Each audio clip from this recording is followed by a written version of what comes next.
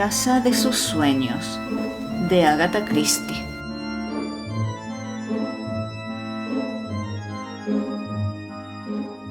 Esta es la historia de John Segrave, de su vida que fue insatisfactoria, de su amor no correspondido, de sus sueños y de su muerte.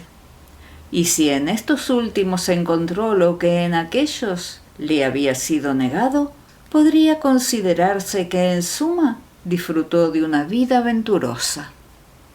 ¿Quién sabe? La familia de John Segrave andaba de capa caída desde hacía un siglo. Sus antepasados habían sido ricos hacendados desde la época isabelina, pero no quedaban ya más tierras por vender. Se había juzgado oportuno que al menos uno de los hijos se instruyese en el provechoso arte de amasar fortuna. Una involuntaria ironía del destino quiso que fuese John el elegido.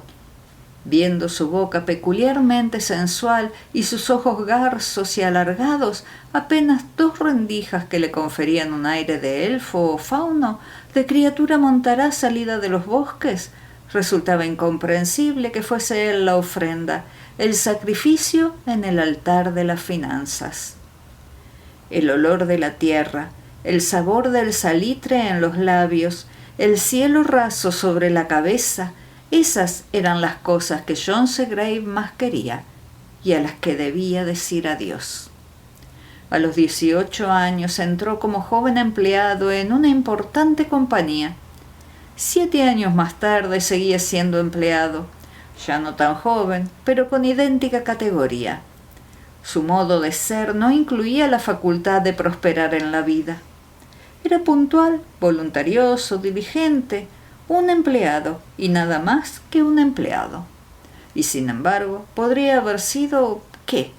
Él mismo era incapaz de responder a esa pregunta, pero tenía la firme convicción de que en alguna parte existía una vida en la que su presencia sería digna de consideración. Poseía una fuerza, una rapidez de percepción, una cualidad indefinida que sus compañeros de fatigas no imaginaban siquiera. Les caía bien, despertaba simpatía por su despreocupada cordialidad y nadie reparaba en el hecho de que excluía a los demás de cualquier forma de verdadera intimidad, aunque eso sí, con igual despreocupación. El sueño se presentó de manera súbita. No era una fantasía infantil, aumentada y desarrollada a lo largo de los años. Lo asaltó una noche a mediados de verano, o para ser más exactos, ya de madrugada. John Segrave se despertó estremecido e intentó denodadamente retenerlo mientras se esfumaba, escurriéndosele entre los dedos con la evanescencia propia de los sueños. Se aferró a él con desesperación. No debía dejarlo escapar, no debía. Debía fijar aquella casa en su memoria. Era la casa, sin duda, la casa que tan bien conocía. ¿Era una casa real o existía únicamente en sus sueños? No lo recordaba, pero desde luego la conocía muy bien. La luz tenue y gris del alba se filtraba en la habitación. La quietud era extraordinaria. A las 4:30 de la mañana, Londres, el cansado Londres, hallaba un breve instante de paz. John Segrave permaneció inmóvil, arrebujado en su júbilo, en la exquisita belleza del prodigioso sueño. Con qué habilidad había conseguido grabárselo en la mente. Por norma, los sueños pasaban de manera fugaz, se desvanecían, mientras uno, con la gradual conciencia del despertar, trataba de atraparlos y detenerlos con sus torpes manos. Pero él había sido más rápido que aquel sueño. Lo había sido cuando se deslizaba velozmente ante él. Era un sueño fuera de lo común. Aparecía la casa y... Un sobresalto interrumpió sus cavilaciones, pues al pararse a pensar cayó en la cuenta de que nada recordaba aparte de la casa. Y de pronto, con un asomo de decepción, descubrió que en realidad no conocía aquella casa. Ni siquiera había soñado antes con ella. Era una casa blanca, construida en lo alto de un promontorio. Se veían árboles alrededor y colinas azules a lo lejos, pero su peculiar encanto no residía en el paisaje, puesto que, y ahí estaba la clave, el clímax del sueño era una casa preciosa, singularmente preciosa. Se le aceleró el corazón al revivir de nuevo la insólita belleza de la casa. El exterior, por supuesto, ya que nunca había estado dentro. A ese respecto no tenía duda, la menor duda. Luego, a medida que cobraban forma los lóbregos contornos de su habitación de alquiler, experimentó la desilusión del soñador. Quizá, después de todo, el sueño no había sido tan prodigioso. ¿O acaso la parte prodigiosa, la parte esclarecedora se le había escapado, mofándose de sus vanos esfuerzos por aprenderla? Una casa blanca en lo alto de un promontorio. Aparentemente no había en eso motivo alguno para tanto entusiasmo.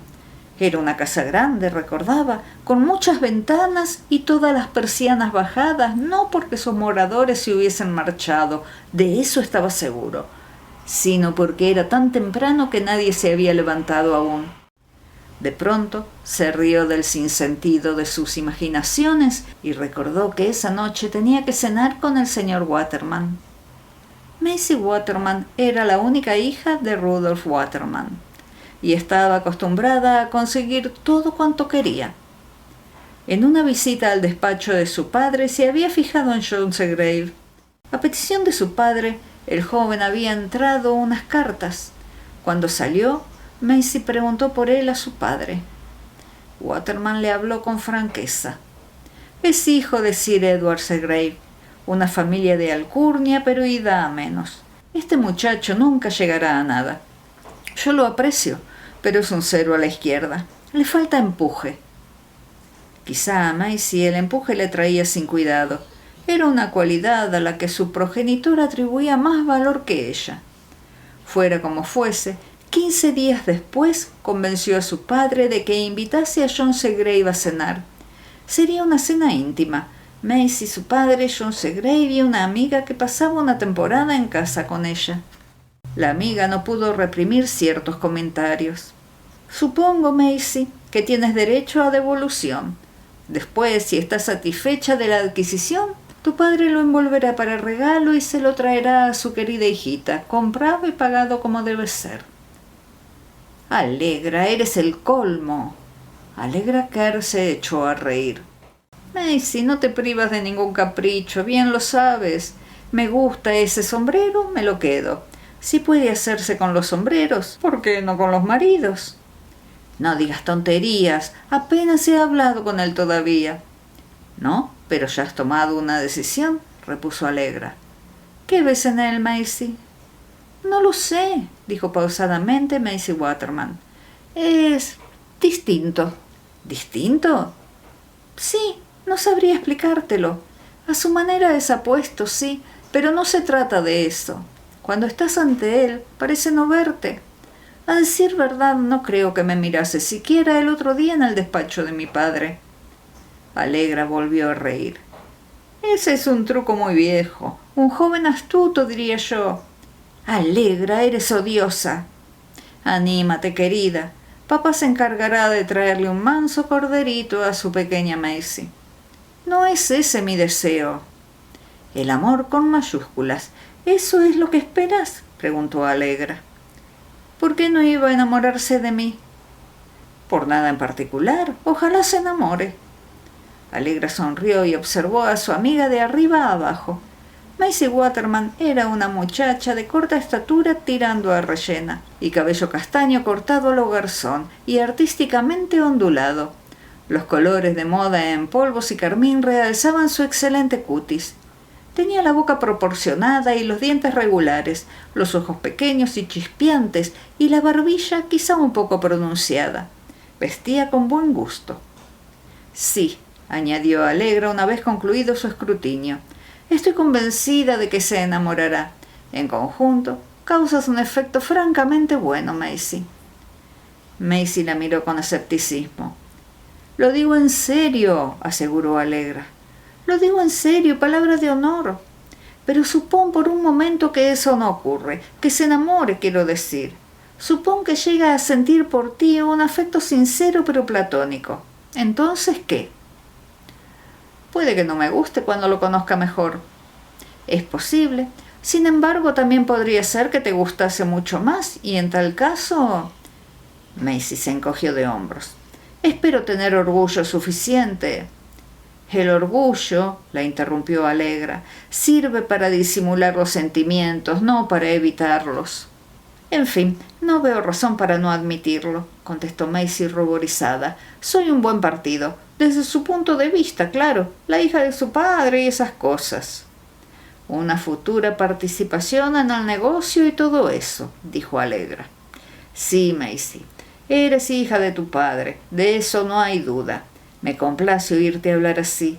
Me encanta que mis amigos se comporten como es propio de ellos. El ligero tono de burla molestó a Maisie. Eres detestable, Allegra. Pero estimulante, querida. Por eso me acoges en tu casa. Me interesa la historia, como tú sabes, y siempre me había intrigado el motivo por el cual se toleraba y de hecho se fomentaba la figura del bufón de la corte. Ahora que yo misma lo soy, he conseguido por fin entenderlo. A algo tenía que dedicarme y ese no es un mal papel. Ahí estaba yo, orgullosa y sin blanca, como la heroína de una novela rosa, bien nacida y mal educada. ¿Y ahora qué haré? Sabe Dios, dijo ella.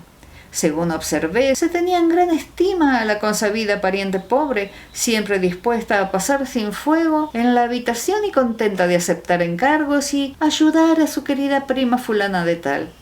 En realidad, no la quiere nadie, excepto aquellos que no pueden permitirse criados y la tratan como a una esclava. Así que opté por el papel de bufón. Insolencia, franqueza, una pizca de ingenio de vez en cuando, no demasiado por temor a defraudar luego las expectativas de los demás. Y detrás de todo eso una perspicaz observación de la naturaleza humana. A la gente le gusta oír lo horrible que es, por eso acude en tropel a escuchar a los predicadores. Y he tenido un gran éxito. Recibo continuas invitaciones. Puedo llevar una vida desahogada a costa de mis amigos y me guardo bien de fingir gratitud. Eres única, Allegra. Hablas sin pensar. En eso te equivocas. Pienso mucho todo lo que digo. Mi aparente espontaneidad es siempre calculada. Tengo que andarme con cuidado. Este trabajo debe durarme mientras viva. ¿Por qué no te casas?, preguntó Maisie. Me consta que has tenido muchas ofertas. Una expresión severa apareció de pronto en el rostro de Allegra. Nunca me casaré, porque... Maisie, mirando a su amiga, dejó la frase inacabada. Allegra movió la cabeza en un breve gesto de asentimiento. Se oyeron unas pisadas en la escalera. El mayordomo abrió la puerta y anunció: el señor Segrave. John entró sin especial entusiasmo. No imaginaba por qué lo había invitado el viejo. Si hubiese podido librarse del compromiso, lo habría hecho. Aquella casa, con su sólida magnificencia y el suave pelo de sus alfombras, le deprimía. Una muchacha se acercó y le estrechó la mano. Recordaba vagamente haberla visto en el despacho de su padre. Mucho gusto, señor Segrave. Señor Segrave, la señorita Kerr. John salió súbitamente de su apatía. ¿Quién era esa otra joven? ¿De dónde había surgido? A juzgar por los ropajes ígneos que flotaban en torno a su cuerpo y las diminutas alas de mercurio que coronaban su pequeña cabeza griega, se habría dicho que era un ser transitorio y fugaz, destacándose sobre el apagado fondo con un efecto de irrealidad. Al cabo de un momento entró Rudolf Waterman, acompañado por los crujidos de su amplia y reluciente pechera. Sin mayores formalidades comenzaron a cenar. Allegra Kerr conversó con su anfitrión. John Segrave tuvo que dedicar su atención a Maisie, pese a que no podía apartar de su pensamiento a la otra muchacha. Poseía un gran encanto, aunque era un encanto, pensó, más afectado que natural. Sin embargo, detrás de eso se percibía algo más, un fulgor trémulo, irregular, fluctuante, como los fuegos fatuos que antaño atraían a los hombres desde los pantanos. Tuvo por fin ocasión de hablar con ella.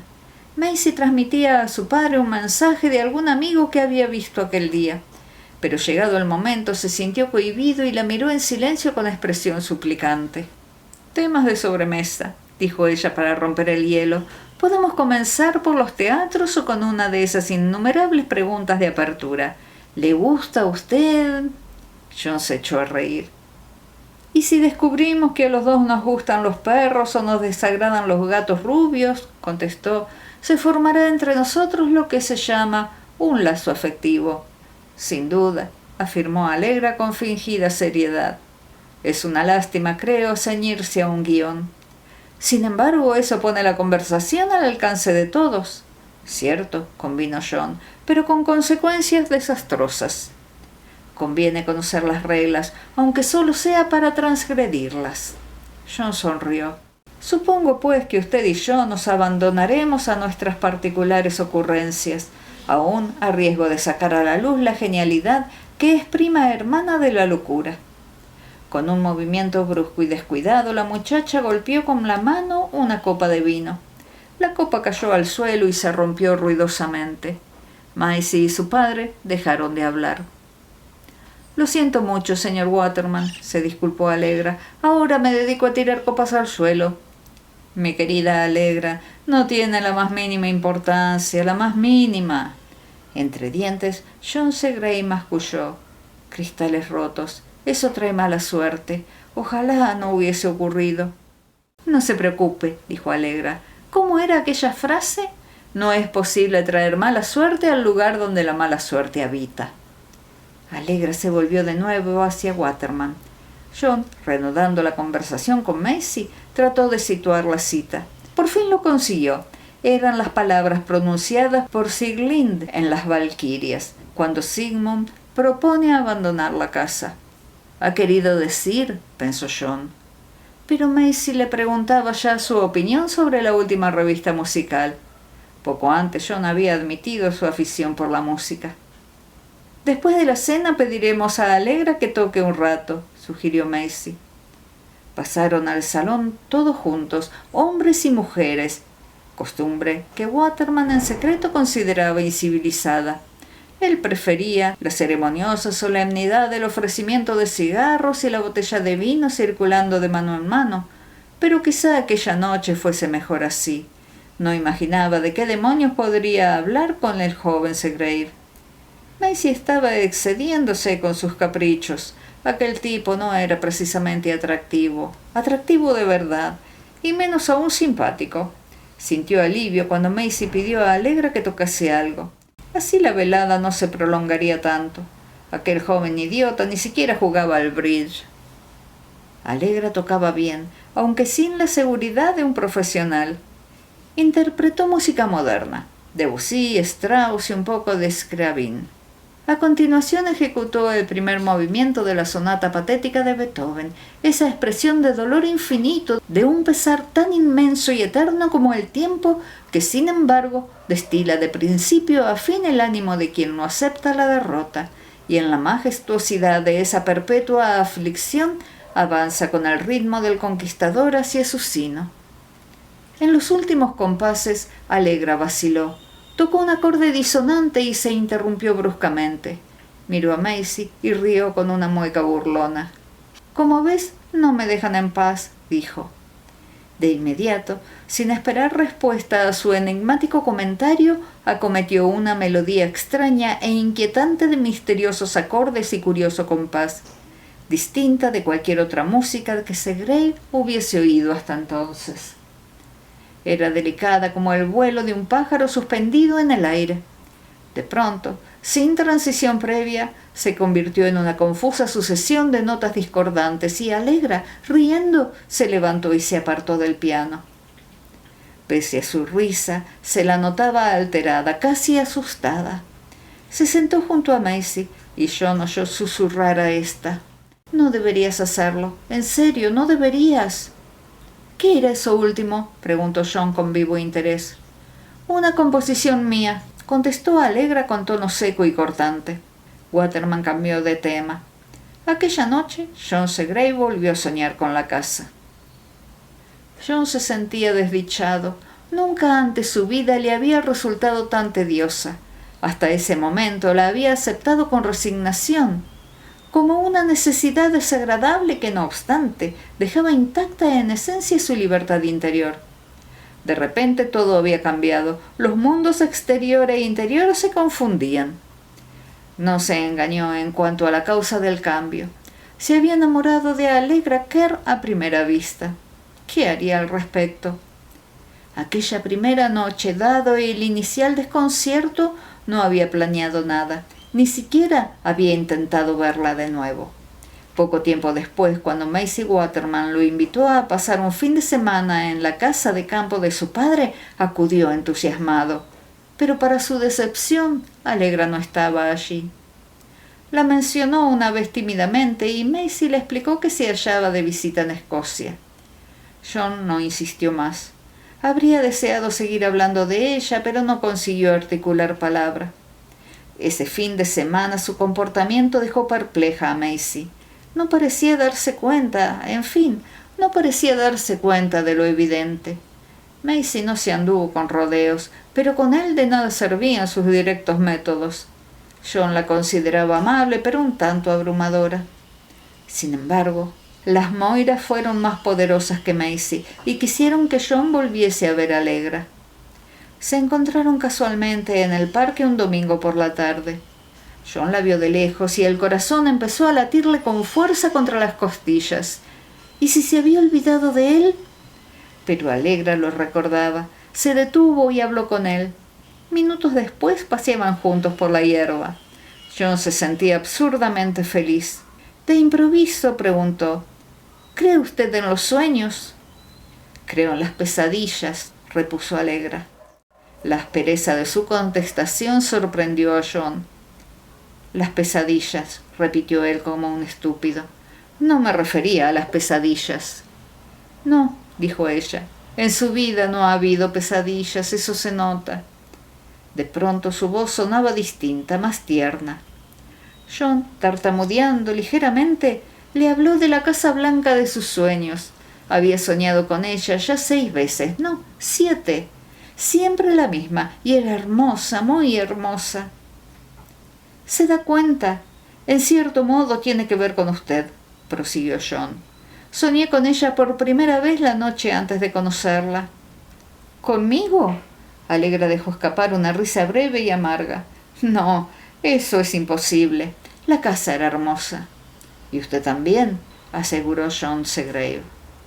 Un tanto enojada, Allegra se ruborizó. Disculpe, he dicho una tontería. Ha dado la impresión de que buscaba un halago, ¿verdad? Pero nada más lejos de mis deseos. Exteriormente no tengo mala presencia, ya lo sé. Aún no he visto la casa por dentro, dijo John. Cuando la vea, sin duda la encontraré tan hermosa como por fuera. Hablaba despacio, con seriedad, dando a las palabras un sentido que Allegra prefirió pasar por alto. Quiero decirle otra cosa, si está dispuesta a escucharme. Escucharé, contestó Allegra. Voy a dejar mi empleo. Tenía que haberlo dejado hace mucho, ahora lo veo claro. Me he conformado con mi suerte, consciente de mis fracasos, sin preocuparme demasiado, viviendo día a día. Ese no es comportamiento propio de un hombre. Un hombre debe buscar una actividad para la que esté capacitado y triunfar en ella. Voy a dejar esto y dedicarme a otra cosa, algo muy distinto. Se trata de una especie de expedición a África Occidental. No puedo entrar en detalles. Me he comprometido a mantenerlo en secreto. Pero si todo sale según lo previsto, en fin, seré rico. También usted, pues, mide el éxito en función del dinero. Para mí el dinero solo significa una cosa, usted. Cuando regrese... John se interrumpió. Allegra agachó la cabeza, había palidecido. No fingiré haber entendido mal, porque he de decirle algo ahora mismo, de una vez para siempre. Nunca me casaré. John reflexionó por un momento y luego, con extrema delicadeza, preguntó: ¿No puede decirme por qué? Podría, pero decírselo es lo que menos deseo en este mundo. John quedó de nuevo en silencio.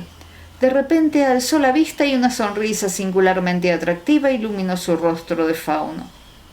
Comprendo, afirmó. No quiere permitirme entrar en la casa, ni siquiera echar una breve ojeada. Las persianas deben seguir bajadas. Allegra se inclinó y apoyó una mano en la de él. Solo le diré una cosa. Usted sueña con su casa. Yo, en cambio, no tengo sueños, tengo pesadillas. Y dicho esto, se alejó súbitamente, dejándolo en el mayor desconcierto. Aquella noche John soñó de nuevo. Últimamente había comprobado que la casa estaba sin duda habitada. Había visto una mano que apartaba una persiana. Había vislumbrado siluetas que se movían en el interior. Aquella noche la casa parecía más hermosa que nunca. Sus paredes blancas resplandecían al sol. La imagen era de una paz y una belleza absolutas. De pronto lo asaltó un júbilo más intenso. Alguien se acercaba a la ventana. Lo sabía. Una mano, la misma que había visto antes, cogió la persiana y la apartó. En unos segundos vería... Se despertó, estremecido aún a causa del horror, de la indescriptible aversión experimentada al contemplar a la criatura que lo había mirado desde la ventana de la casa. Era una criatura inconcebiblemente horrenda, una criatura tan abominable y repulsiva que su mero recuerdo le producía náuseas. Y John sabía que lo más espantoso y repugnante de ella era su presencia en aquella casa, la casa de la belleza, ya que donde aquella criatura moraba había horror, un horror que se alzaba y hacía añicos la paz y la serenidad que correspondían a la casa por derecho propio. La belleza, la extraordinaria e inmortal belleza de la casa había quedado mancillada de manera irremediable, pues entre sus sagradas paredes habitaba la sombra de una criatura inmunda.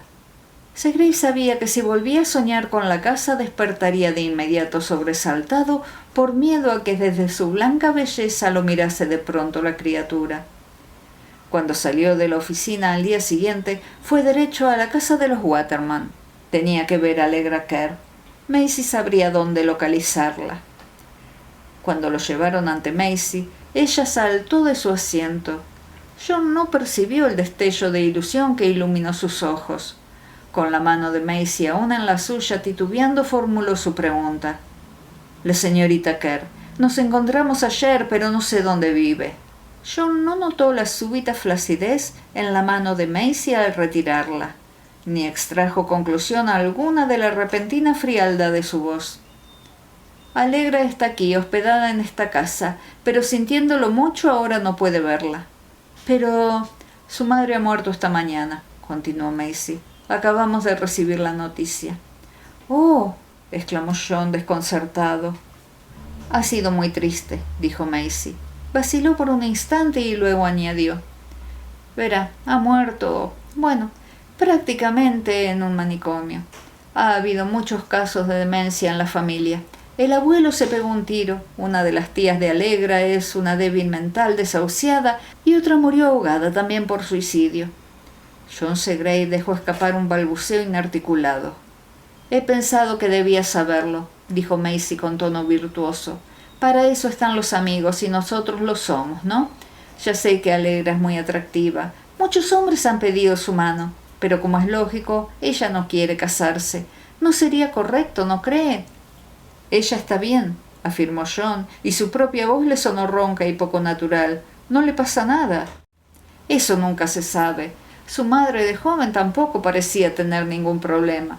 Y últimamente, en fin, no es que fuese solo un poco rara. Estaba loca de atar.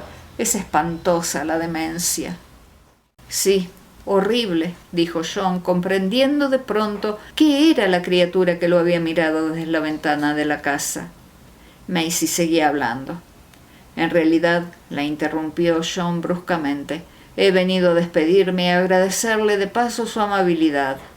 «¿No irá a marcharse de la ciudad?», preguntó Maisie con manifiesta inquietud. John sonrió de medio lado. Era una sonrisa triste y seductora. «Sí», contestó. «A África». «¿África?», repitió Maisie perpleja. Aún no había salido de su asombro cuando John Segrave la estrechó la mano y se fue, dejándola allí plantada con los puños tensos a los costados y una mancha de airado rubor en cada mejilla.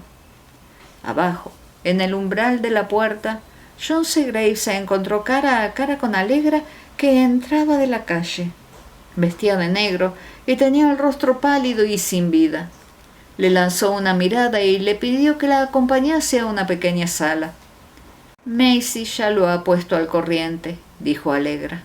«Lo sabe, ¿verdad?» John asintió con la cabeza. «¿Pero qué más da? Usted está bien, algunos se libran». Allegra lo contempló con expresión sombría y lastimera. «Usted está bien», insistió él. «No lo sé», susurró Allegra. «No lo sé. Ya le dije que tengo pesadillas. Y cuando toco el piano, esos otros se adueñan de mis manos». John la observaba paralizado. Mientras Allegra hablaba, algo asomó fugazmente a sus ojos. Desapareció en un instante, pero John lo reconoció. Era la criatura que lo había mirado desde la casa. Allegra advirtió su leve respingo. «Me ha comprendido», musitó. «Me ha comprendido. Pero lamento que Maisie se lo haya dicho. Lo he privado a usted de todo». «¿De todo?», preguntó John. «Sí. Ni siquiera le quedarán los sueños. A partir de ahora nunca más se atreverá a soñar con la casa». En África Occidental caía un sol de justicia y apretaba el calor. John Segrave seguía gimiendo. «No la encuentro, no la encuentro». El médico inglés de corta estatura, cabello rojo y pronunciada mandíbula observaba a su paciente con expresión ceñuda y su característica actitud intimidatoria. «Repite eso una y otra vez», comentó. «¿A qué se refiere?» «Habla, creo, de una casa», susurró la hermana de la caridad de la misión católica con su afable imperturbabilidad, contemplando también al enfermo.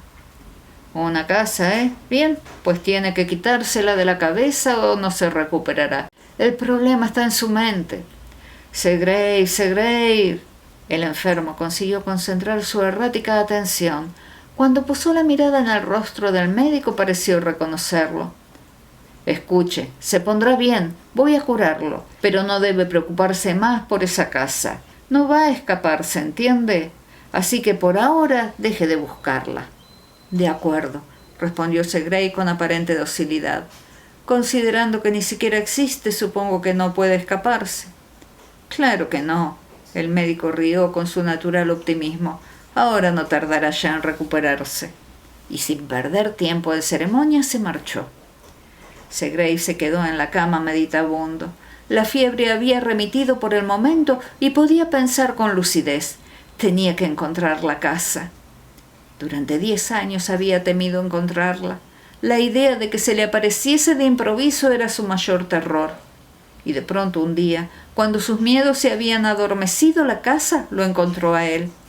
Recordaba con toda claridad el angustioso terror inicial y la posterior sensación de alivio, repentina, profunda, ya que la casa estaba vacía, por completo vacía y en paz absoluta. Seguía igual que en sus recuerdos de 10 años atrás. No la había olvidado. Un enorme furgón de mudanzas negro se alejaba lentamente de la casa. Por lo visto, el último inquilino se marchaba con sus muebles. John se acercó a los responsables del furgón y habló con ellos. El furgón, totalmente negro, tenía algo siniestro. Los caballos, con las crines y las colas al viento, eran también negros, y los hombres llevaban trajes y guantes negros. Todo aquello le recordaba algo que no lograba precisar. Sí, sus suposiciones habían sido acertadas. El último inquilino se mudaba, su contrato de arrendamiento había expirado. De momento, hasta que el propietario regresase del extranjero, la casa permanecería deshabitada, y al despertar lo había inundado la apacible belleza de la casa vacía. Un mes más tarde recibió una carta de Maisie. Perseverante, le escribía una vez al mes. En ella le comunicaba que Allegra Kerr había fallecido en el mismo manicomio que su madre. ¿No era una lástima? Aunque también, en sus circunstancias, una bendición. Había sido muy extraño recibir la noticia en aquel momento, poco después del sueño. Yo no entendía exactamente por qué, pero se le había antojado extraño. Y lo peor era que desde entonces no había conseguido encontrar la casa. Por alguna razón había olvidado el camino. La fiebre lo atacó de nuevo. Se agitó inquieto. Claro, la casa estaba en lo alto de un promontorio. ¿Cómo había podido olvidarlo? Tenía que subir hasta allí, pero escalar precipicios era peligroso, muy peligroso. Arriba, arriba, arriba. ¡Oh! Había resbalado. Tenía que empezar de nuevo desde abajo. Arriba, arriba, arriba. Transcurrieron días, semanas, quizá incluso años, aunque no estaba seguro, y seguía subiendo. En una ocasión oyó la voz del médico, pero no podía detenerse a escuchar. Además, el médico le pediría que dejase de buscar la casa. Él, en su ignorancia, creía que era una casa corriente. Recordó de pronto que debía permanecer sereno, muy sereno. Solo manteniéndose muy sereno era posible encontrar la casa. De nada servía buscarla con prisas o impaciencia. Si conseguía conservar la serenidad, pero hacía tanto calor. ¿Calor? Hacía frío. Sí, frío. No escalaba por un precipicio, sino por un iceberg, por la pared gélida y recortada de un iceberg. Empezaba a flaquear. Abandonaría la búsqueda. Era un esfuerzo inútil. Pero allí había un sendero. Eso al menos era mejor que un iceberg. Qué a gusto se estaba en aquel sendero verde, sombreado y fresco. Y aquellos árboles eran magníficos. Se parecían mucho a... ¿Cómo se llamaban? No se acordaba, pero daba igual. Y había también flores, flores doradas y azules. Era todo precioso y misteriosamente familiar. Sí, claro, había estado allí antes. Entre los árboles se veía ya el resplandor de la casa, en lo alto del promontorio. ¡Qué hermosa era! El sendero verde, los árboles y las flores no eran nada en comparación con la belleza suprema y placentera de la casa. Apretó el paso, y pensar que nunca había entrado en ella. ¡Qué tonto había sido! Al fin y al cabo siempre había tenido la llave en el bolsillo. Y naturalmente, la belleza exterior de la casa era insignificante al lado de la belleza interior, sobre todo ahora que el propietario había regresado del extranjero. Ascendió por la escalinata hasta la gran puerta. Unas manos poderosas y crueles tiraron de él hacia atrás. Forcejearon con él, zarandeándolo en todas direcciones. El médico lo sacudía, le bramaba al oído. «Aguante, puede conseguirlo, no se abandone, no se abandone». En sus ojos brillaba la fiereza de quien ha visto al enemigo. Segrave se preguntó quién era el enemigo. La monja del hábito negro rozaba. También eso le resultó extraño. Él solo quería que lo dejasen tranquilo. Solo quería volver a la casa, pues la casa se desvanecía por momentos. Eso se debía sin duda a la extraordinaria fortaleza del médico. John era incapaz de resistirse al médico. Ojalá pudiese. Pero un momento. Existía una escapatoria. El modo en que los sueños se esfumaban al despertar. No había fuerza capaz de retenerlos. Inevitablemente pasaban de largo.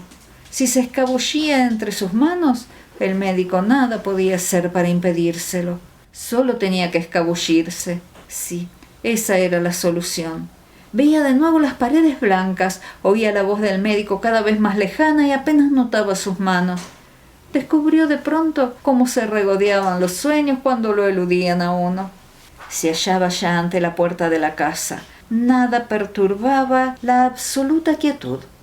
Introdujo la llave en la cerradura y abrió. Aguardó solo un instante para percibir en toda su dimensión la perfecta, la inefable, la satisfactoria plenitud de su júbilo. Finalmente traspasó el umbral.